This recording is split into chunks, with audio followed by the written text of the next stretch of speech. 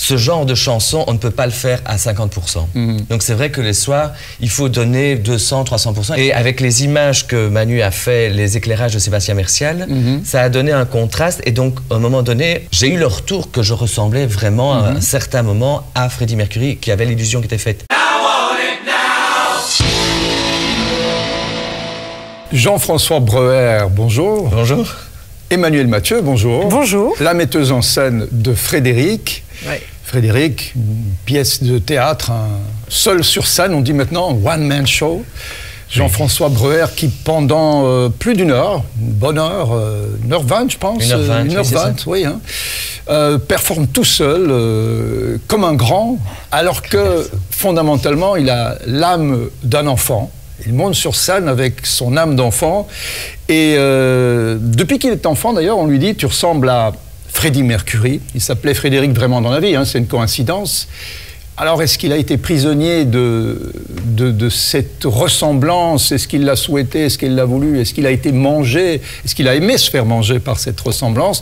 Il est devenu Freddie Mercury, il chante, il danse, il bouge comme lui. Et Emmanuel Mathieu, vous l'avez mise en scène d'une façon très bienveillante. Parce qu'on peut détester les gens qui sont des sosies. Voilà, Frédéric est un sosie. Les sosies, comme vous le dites, c'est des cons, c'est de la merde. On les considère comme de la merde. Oui, tout à fait. Comment est-ce que Jean-François Breuer considérait justement un sosie? Parce que, bon, vous jouez le sosie de Freddy, mais vous n'êtes pas un sosie. Non, pas du tout.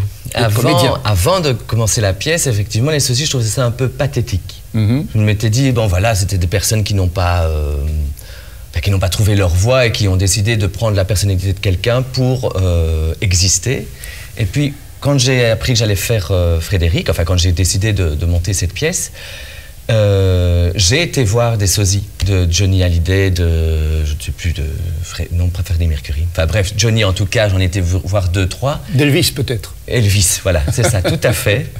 Et j'ai été voir en live un sosie de Johnny, et en fait je me suis rendu compte qu'il permettait d'avoir un bonheur au public et aux fans, tellement ils ressemblent à leurs fans, à leur sosie, à leur... c'est pas fan, c'est un sosie, à leur... ils ressemblent tellement à Johnny et à leur idole, voilà, c'est ça que je cherchais. C'est l'idole, et du coup, le lien réexiste pour le public, surtout que Johnny, maintenant, n'est plus parmi nous. Et donc, ça procure un bonheur fou au public. Et donc là, j'ai complètement changé mon regard. Et donc, c'est pour ça aussi qu'on a changé aussi le fait d'être un sosie malgré lui, et pas un sosie voulu, parce que justement, ça amenait une autre dimension, et justement, ce côté pathétique que j'avais avant du sosie pour arriver à la réalité, voilà, du ressenti et du bonheur que peut faire ressentir un sosie vis-à-vis de son public. Emmanuel, quand vous regardez la pièce encore aujourd'hui, vous voyez plus Frédéric, plus Freddy, un mix des deux, lequel prend le dessus et lequel vous inquiète le plus? Les deux. Non, mais hier, bon, j'ai revu la première ici, hein, et avec une autre lecture encore, parce que, bon, comme il y a eu quand même pas mal d'arrêts à cause de cette Covid-là, ben, ça a le temps de descendre.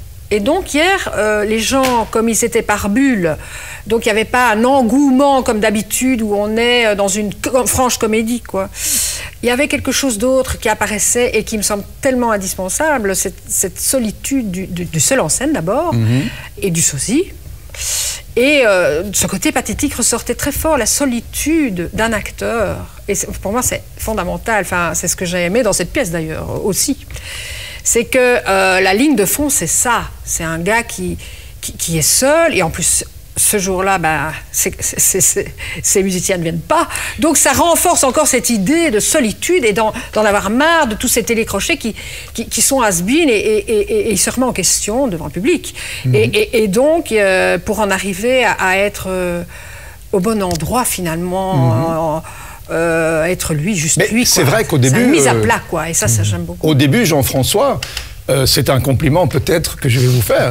Vous êtes pathétique. Complètement, et tellement pathétique qu'on se dit, ça, je crois que je vais partir avant l'heure. Mais oui. Et puis, c'est parfait, parce que ça rentre vraiment dans cette évolution du personnage qui, de pathétique, devient intéressant, d'intéressant devient touchant, de touchant devient émouvant, jusqu'à qu'à faire oublier Freddy. Alors, je ne sais pas si c'est un compliment que je fais, mais moi j'ai retenu Frédéric but, hein. et j'ai oublié Freddy.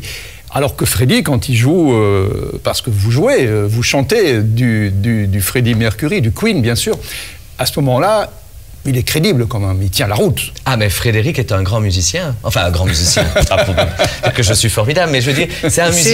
Il sait jouer, il a une voix, mais il n'a jamais été reconnu en tant que Frédéric. Et c'est grâce à sa ressemblance, ou à cause de sa ressemblance, qu'il est tombé dans le sosie et dans le fait qu'il va exister, il va pouvoir faire sa musique, pour quelque chose, il va pouvoir faire de la musique et chanter au public, parce que c'est ça qu'il a envy de faire aussi, je pense. Alors Jean-François, quand vous êtes sur scène, vous chantez du Queen, voilà, et pas les chansons les plus faciles. Il n'y en a aucune qui est facile parce que la voix de Freddie Mercury a été hallucinante. Donc, de temps en temps, on se doute bien que vous n'allez pas dans des tessitures qui ne sont pas les vôtres. Et ça, c'est tout à fait. C'est la tessiture de Frédéric. C'est tout à votre honneur. Vous avez la tessiture de Frédéric. Mais malgré tout, il y a des moments où c'est bluffant. Il y a des moments où c'est... magique, voilà, la magie opère. Il y a des glissements où ça fonctionne. Est-ce que vous sentez quand vous êtes juste, vraiment, quand vous êtes Freddie Mercury, parce que vous aimez Freddie Mercury aussi, vous êtes un fan de lui, donc le fait de lui faire quelque part injure, ce serait dur de... Oui, tout à fait. Voilà. Est-ce qu'il y a des moments où vraiment vous vous dites, là, vous, honnêtement, là je le tiens?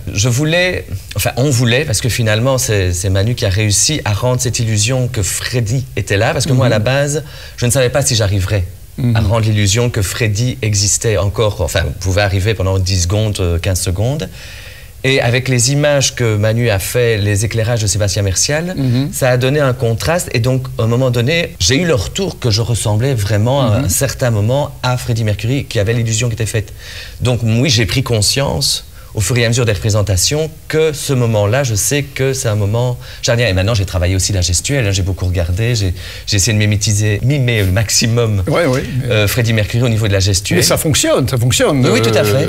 Mais je m'en suis rendu compte puisque le public me l'a rendu. Mais vocalement aussi, de temps en temps, j'ai la sensation que vous rentrez dans l'âme de Freddie d'une façon réellement... Dans l'énergie, en tout cas. Oui, voilà. Est-ce qu'à ces moments-là, Jean-François, est-ce qu'à ce moment-là, vous-même, sur scène, malgré tout, vous sentez que vous êtes parti dans quelque chose qui vous échappe? Alors, qui m'échappe, non, parce que j'aime bien contrôler. Je n'aime pas avoir quelque chose qui m'échappe. Maintenant, c'est vrai que le chant, ce genre de chanson, on ne peut pas le faire à 50%. Donc c'est vrai que les soirs, il faut donner 200, 300%, et j'essaye au maximum. Il faut la chanter vraiment. Il faut la chanter, il faut interpréter, il faut donner du frisson quand même aussi au public, parce que c'est des chansons fortes. Les mélodies sont magnifiques. Et donc, voilà, donc j'essaye effectivement de me surpasser. Quelle est la chanson que Jean-François préfère de Queen? D'abord, bon, vous êtes trop jeune pour avoir peut-être vu Queen. Je ne l'ai pas vraiment. eu la chance de le voir. Donc vous l'avez découvert après. Après, oui. Quelle est la chanson qui encore aujourd'hui vous touche le plus? La chanson maintenant, aujourd'hui avec mon âge, je vais dire, j'ai découvert Love of My Life au concert justement du groupe avec Adam Lambert, où je l'ai entendu et je me suis dit, ouf, voilà, j'ai trouvé... pour mon spectacle, le moment où il faut la mettre, etc. Je ne veux pas dire à quel moment elle arrive, mais elle sera là, parce que c'est un de mes plus grands coups de cœur. Sinon, rythmiquement et au niveau du musical et au niveau dansant, c'est vraiment Radio Gaga, je trouve, qui est... J'adore le beat derrière, j'adore tout... Voilà, c'est ce côté musical. Et évidemment, Bohemian Rhapsody pour la performance. Ça, Emmanuel, cette histoire a commencé parce qu'un jour, Jean-François, il a mis 2 cacahuètes dans sa bouche et il ressemblait vaguement à Freddie. Vaguement. Alors évidemment, il y a une prothèse dans les spectacles pour accentuer, plus qu'accentuer, pour créer l'illusion de la bouche de Freddie Mercury, qui était évidemment très, très spéciale. La moustache... Heureusement qu'elle est vraie. Oui, heureusement. Et qu'elle est parfaite. Bien coupée, là. Exactement. Mais au-delà de ça, et j'en reviens justement à cette question fondamentale, est-ce que le fait d'être parti sur cette découverte de Frédéric et le fait de faire oublier à la fin Freddie Mercury ne va pas décevoir tous ceux qui sont venus pour entendre du Queen, voir du Freddie? Est-ce qu'il n'y a pas un malentendu dès le départ? Parce que bon, la pièce est vendue comme Freddie Mercury, comme Queen. Et au fond, le sucre, le vrai sucre, il n'est pas là, il est ailleurs. Oui, bien sûr. Moi, j'ai mis l'accent. Enfin, je ne le cache pas. En plus, je connais très bien Jean-François, quoi. On est, enfin, je veux dire, très proches. Donc, je savais à qui j'avais affaire, je savais où je voulais le mener. Donc, moi, je ne voulais pas être juste rester en surface. Ça ne m'intéresse pas. Alors, ils vont voir un sosie. Et si, à la fin, ils disent « Oh, mais c'est un sosie ou c'est pas un sosie ?» ah ben non, c'est un acteur qui joue un sosie, il y a une mise en abîme. Ah oui, d'accord, parce qu'il y en a qui sont tellement dedans que voilà, et ça c'est toute la magie. Mais le but, en plus quand on fait du théâtre, c'est du théâtre qu'on fait, avant tout. Bon, oui, il danse, fait un playback, il chante très bien, il joue, c'est parfait. C'est l'homme parfait. C'est l'homme parfait. Vous avez trouvé l'homme parfait. Mais complètement, c'est pour ça qu'on est là. Et donc, c'est pour ça que, voilà, il y avait de la matière, quoi. Donc, moi, c'était pas juste... Il devait faire juste l'illusion. Et il le fait, même encore avec moi, quand il joue, quand il fait le playback. Hier, j'étais là, mais c'est dingue, hein, quand même, c'est dingue. Et c'est vrai qu'avec les éclairages, ça le fait à fond. Et hier, même au piano, il y a un moment, j'ai eu un flash. Et ce sont des flashs qu'ils doivent avoir. C'est le même flash que je pense tous les spectateurs. C'est ça qui est intéressant. Voilà. Et c'est vrai que le spectateur au début, parce que bon, maintenant la pièce, il y a eu beaucoup plus d'articles, etc. Donc les gens se sont un peu plus renseignés. Mais c'est vrai qu'aux premières représentations, les gens étaient un peu perdus. Vraiment, on sentait le malaise, et encore certaines personnes viennent me trouver, est-ce que c'est votre histoire, est-ce que c'est pas votre histoire? Mais c'est vrai, parce que, et tant mieux, c'est un compliment, ça veut dire que le défi a été relevé. Ben, c'est une vraie mise en abîme, elle est mise en abîme plusieurs fois. Donc complètement. Et puis, je lui ai demandé de juste être là. Enfin, je veux dire, voilà, c'est le gars paumé qui se raconte et qui en a mais marre de ce côté complètement... Bon, je précise que c'est très drôle aussi. Mais donc, on rit, voilà, on est touché. C'est ça qui est beau, c'est deux couches qui... Il y en a vraiment pour tous les goûts. Sans vouloir vendre la marchandise d'une façon exagérée. J'ai vraiment passé un bon moment et sincèrement, qu'on aime Queen ou pas d'ailleurs, fondamentalement. Oui, tout à fait. Je veux dire, on peut ne pas aimer Queen et trouver la pièce agréable, et comme on peut adorer Queen et trouver en effet que vous lui avez rendu honneur à Freddie Mercury. Est-ce que vous avez d'autres personnages que vous aimez et que peut-être un jour... moi, mon personnage préféré, évidemment, c'est entre autres Frédéric, évidemment, mais c'est Charlie Bococco.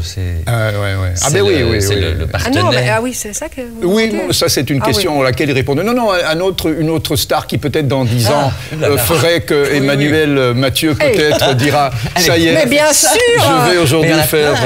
Barbara Streisand. Moi je ne sais pas. C'est vrai. Il y a bien. On peut faire avec.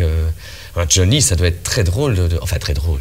Ce n'est pas drôle d'être Johnny, mais je veux dire, il y a de la matière. Attention, la ressemblance avec Freddie, elle est vraiment là. Donc, il va falloir. C'est venu de là avant tout. Il va falloir trouver quelqu'un à qui Jean-François Breuer ressemble vraiment. C'est ça. Mais sinon, non, je ne crois pas que. C'est pas le but. Bon, mais en tout cas, la pièce est jusqu'au 23 octobre au Théâtre de la Toison d'Or, et puis elle part. Elle part en tournée au gré des villes wallonnes, je pense. Il faudra peut-être aller sur un site internet qui en parle, Frédéric. Pièce mise en scène d'une façon magistrale par Emmanuel Mathieu et jouée d'une façon gracieuse et sublime par Jean-François Breuer. Mais en tout cas, je vous remercie parce que moi, j'ai passé un très bon moment. Donc, merci beaucoup. Merci. Et à bientôt. À bientôt. À bientôt. Au revoir.